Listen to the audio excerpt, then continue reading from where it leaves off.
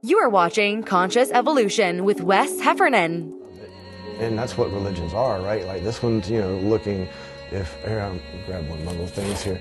If this is the truth, and here you have one religion looking down at it this way, and you have another religion looking at it this way, and then, you have another religion looking at it here, and then you have another religion that's camped inside looking out, right? Instead of looking this way, it's looking out at it, which is really sums up most of your matriarchal and what your pagan beliefs, right?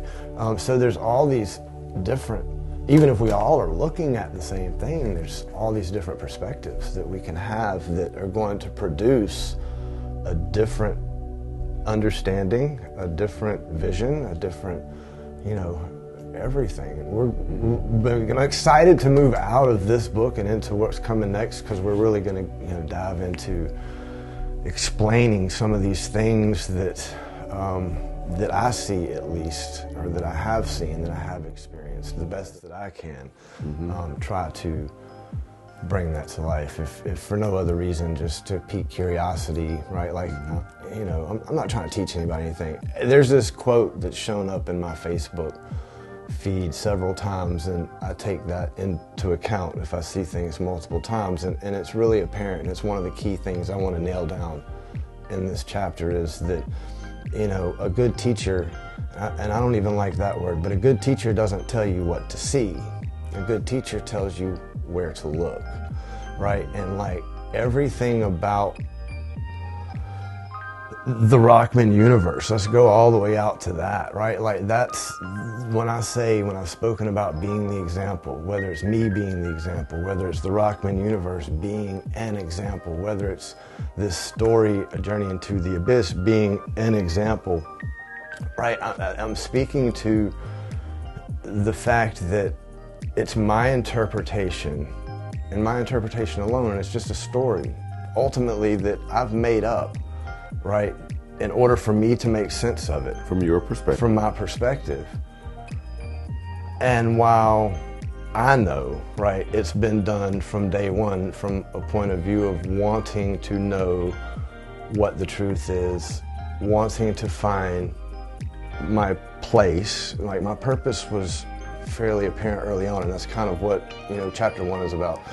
And so my purpose was kind of instilled early on, but the process of finding my place has been my journey. And I remember talking about last week the inner dialogue, and that I want. In fact, I guess it was in the episode that I just watched, episode 1, and I mentioned the internal dialogue, and that I wanted to come back to that. I don't honestly remember if we did or didn't, so I'm going to double back on that. And one of the really important things that has come to light for me, honestly, and it's helped tremendously in this last month of being able to sit here right now confidently, being able to communicate this, right? And that's my experience was so different. Like, so there's this ocean of reality that almost everybody else exists in, as far as what's real, what's acceptable, what's, and anyway, all through my life, my reality has been a little bit different than that. And as I've moved further and further from my point of beginning to, what is this, 46, 47 laps around the sun, it's become more and more and more and more apparent that how unique, I didn't have to fight the battle of survival. I never had to fight that battle because of my upbringing with my grandparents. And I guess really where I'm going to is like how grateful I am for my grandparents. And that's one of the things that I want to express here, looking back at the beginning of the story and some of the things like sharing this and through the process of, taking what I've shared and looking back and how can I make it a conversation I had with my brother really helped me understand about a month ago how unique that experience is for an individual to have, where the environment is filled with love, filled with opportunity, filled,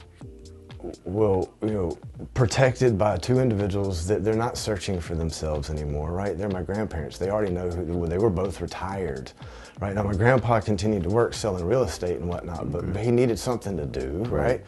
And so, right, there was no search for, or I have to focus on my life that we as parents typically have with our children. I had this unconditional attention given to me, not just by them, but by the entire environment that was associated with them, right? Their friends, their network that's larger than them, right? Like, I was well loved, for sure, like so much.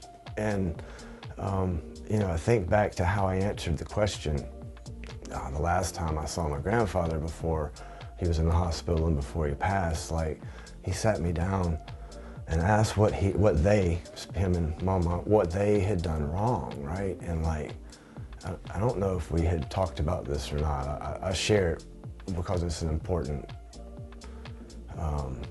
frame of reference for me to kind of utilize, especially with Caleb, right? Like, I wasn't prepared for him to ask that question, because what he's really saying is like, where did I fail you? You're a failure.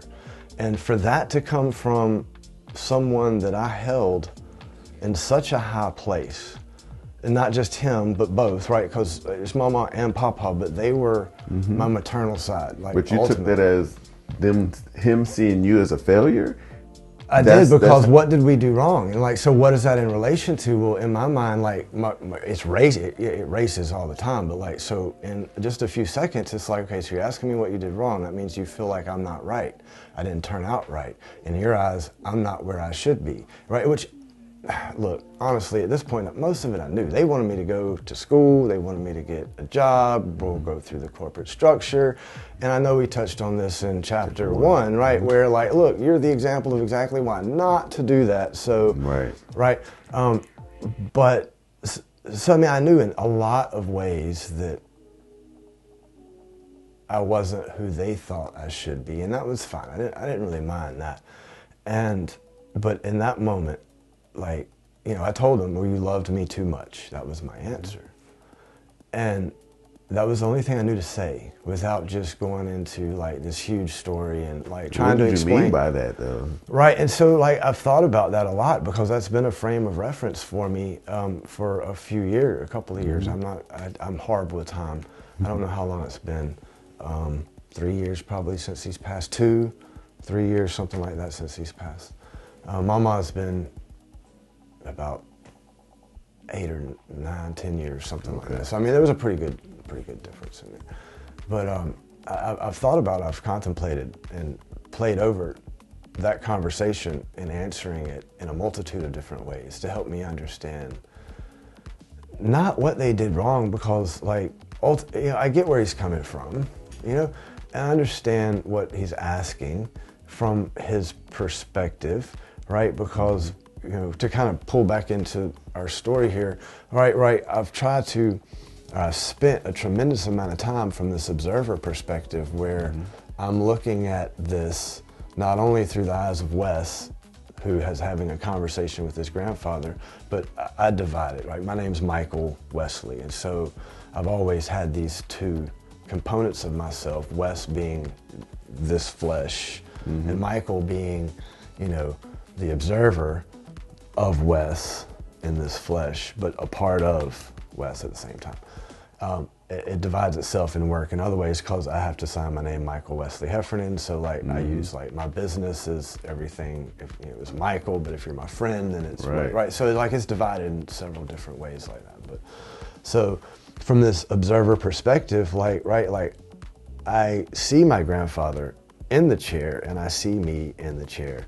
Now this isn't happening while the situation is occurring, but when I can step out of the situation, that's where I go to, and I replay it, and I replay it. And I'll hit rewind and put in a different cassette tape for Wes to, answer the right, and I'll see the results of that and how that plays out. And I use that to grow, right? And I'm gonna kind of skip just a little bit here because we can come and fill in these gaps anytime we want to. And the concept of growing, and what does that really mean, right? As far as, here's where I am and here's where I want to go. In order to get there, you have to take this journey, right? And along the way, you're going to have experiences. Well, if here's who you are now, and here is the next greatest expression that you can imagine or want to experience, then this person, this play, you're going to need to be more than who you are in this moment in order to experience this. So you have to add something to yourself, right? You have to add mass. And while I'm not speaking on the terms of the physical world of atoms, I'm speaking in terms of the metaphysical world of information. And so to get to the next milestone. Right, so it's growth, right? Thanks for watching. Join us next time on Conscious Evolution. Don't forget to subscribe.